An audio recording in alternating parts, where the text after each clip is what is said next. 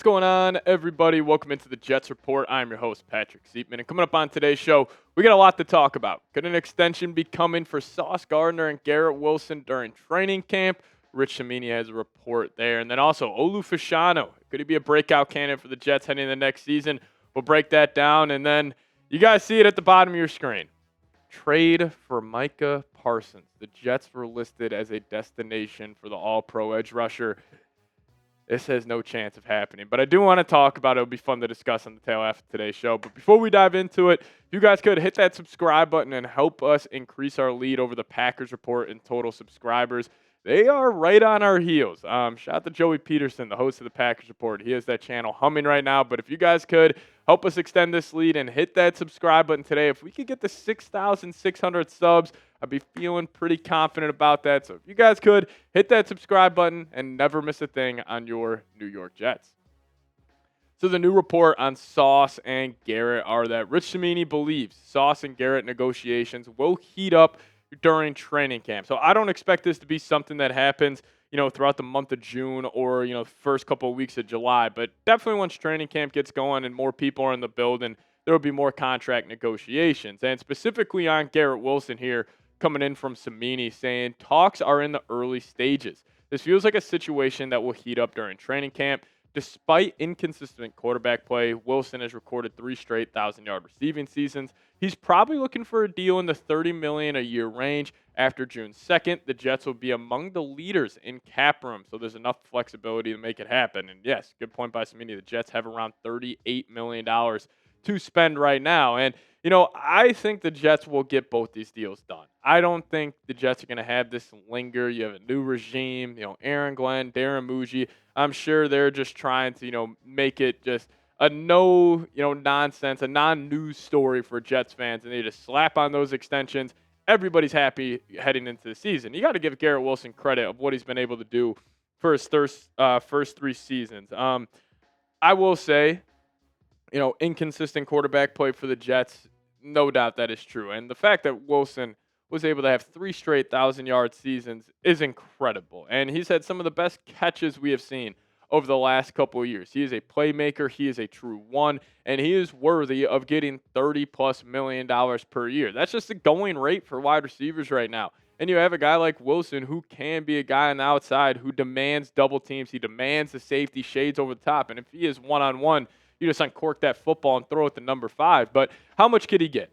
Well, we have to look at some other receivers here. So I would imagine Garrett Wilson is probably looking at that DK Metcalf, A.J. Brown range on what he would want. I don't know if he'll be demanding more than CeeDee Lamb and Justin Jefferson. Definitely won't get up there with Jamar Chase. But I'm assuming he'll maybe want like a 3-year, maybe it's just as simple as a $100 million deal, make him the 4th highest paid wide receiver in the National Football League. But if I'm the Jets, I get this done before the season. I think there is no reason to have this linger because, we saw what the Eagles did a couple of years ago when they slapped on extensions for A.J. Brown, Devontae Smith. Now, both those deals are looking like solid contracts for the future. So I want the Jets to take that same route because the going rate for wide receivers is only going to go up. Like you have Malik Neighbors, obviously he only played 1 year. Brian Thomas, only 1 year. But there are some stud wide receivers coming up the pipeline. If you just wait to, extend him, it's going to just be a higher price point. So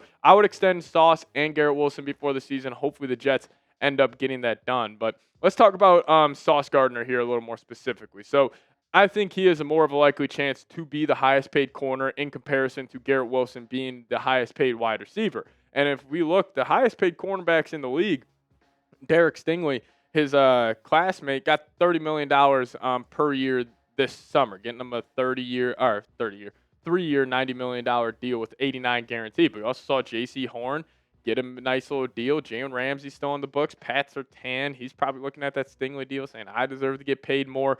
But still, there are also a lot of bad contracts on these highest paid cornerbacks list. But what I would do if I was Muji, you hand him the same deal as Derek Stingley. You two are 2 of the top 5-ish cornerbacks in the league right now. If you want to kind of give Sauce some extra motivation, give him a chip on his shoulder, be like, hey, we know you are just as good as Derek Stingley is. We're going to give you the same deal.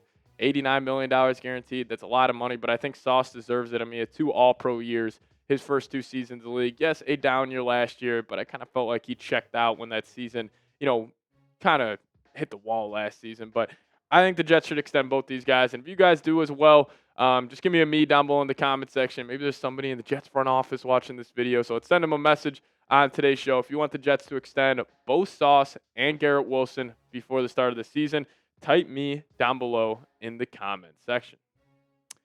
All right, so Jets' first-round pick, Olu Fashanu, was listed as a breakout candidate heading into the season, and I thought this article made a very good point. This was written up by Thomas Valentine of PFF, just listed a bunch of breakout candidates, and he said, at the tackle position, Olu Fashanu, New York Jets.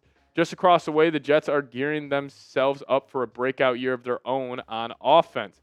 New York drafted Fashanu with the number 11 pick in the 2024 NFL Draft, and the former Nittany Lion didn't initially see much of the field early on, despite starting at right tackle in weeks 4 and 5, and even then, it was a rocky road.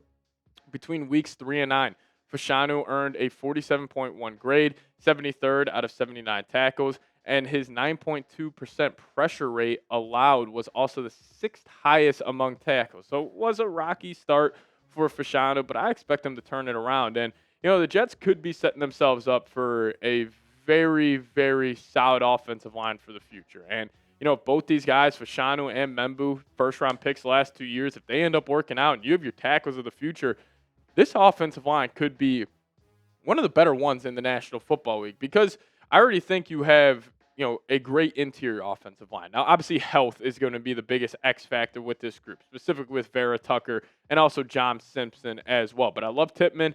Simpson and Vera Tucker are solid at the guard spot, and then it just comes down to Fashanu and Membu at the tackle position. But I think this unit should be top 10 in the National Football League. You also know Aaron Glenn is going to be running the crap out of the football this next season with Brees and Braylon Allen. So hopefully Fashanu, Membu, if they end up hitting this Jets offensive line, it could be one of the better ones in the National Football League. But let's talk about the fun part of today's show. Could the Jets be trading for Micah Parsons? I'll throw this out there very quick. No, they aren't. Micah has made it crystal clear. He wants to stay in Dallas. He wants to be a Cowboy for life. But maybe if the contract extension talks, maybe it gets really ugly in Dallas, maybe Micah Parsons is available. Could the Jets be one of those teams? Well, Hayden Victoria wrote up an interesting article connecting the Jets to Parsons, saying this: the New York Jets are in win-now mode and have a new-look leadership group determined to contend. Adding Parsons would give New York one of the league's most fearsome front sevens and help maximize their championship window. Maybe I'm tripping here. The Jets are in win-now mode? Come on. I understand, every team is trying to compete before the season. Every team is saying, we're the team that's going to win the Super Bowl this year. We're the one that's going to break through. But they're in win-now mode. The Jets, they've clearly made a point of emphasis to try to get younger on this roster and kind of have this year be a setup year, a culture-building year. If the Jets don't make the playoffs, are fans going to be, burning jerseys outside of MetLife? No, they are not. So the fact that they said that they're in a win-now mode, I just think it's kind of funny. But you know what this is, everybody? Welcome to June in the NFL world, where you just throw out random rumors and you just talk about them. And that's where we're at right now. The fact that we're talking about Micah Parsons is the definition of June content here in the NFL. But on the field, I will say adding Micah Parsons would be pretty damn cool for the New York Jets, as he is one of the best edge rushers in the National Football League. He's had double-digit sacks in each of his last 4 seasons, and he's also stayed fairly healthy. He is one of the freakiest athletes in the NFL. 12 sacks this past year in just 13 games, 14 the year prior, and he's just a force to be reckoned with. And I will say, him, Quinnen Williams, Will McDonald, Jermaine Johnson, it would be a problem for opposing teams' offenses. But again, this has, I would say, 0.0001% chance of happening. I just don't think this is something that's going to come to fruition before the season. But hey, if you guys made it to the end of today's show, give me a go Jets down below in the comment section. We appreciate all of you guys for tuning in. And also hit that subscribe button on your way out. We'll see y'all next time. As always, go Jets.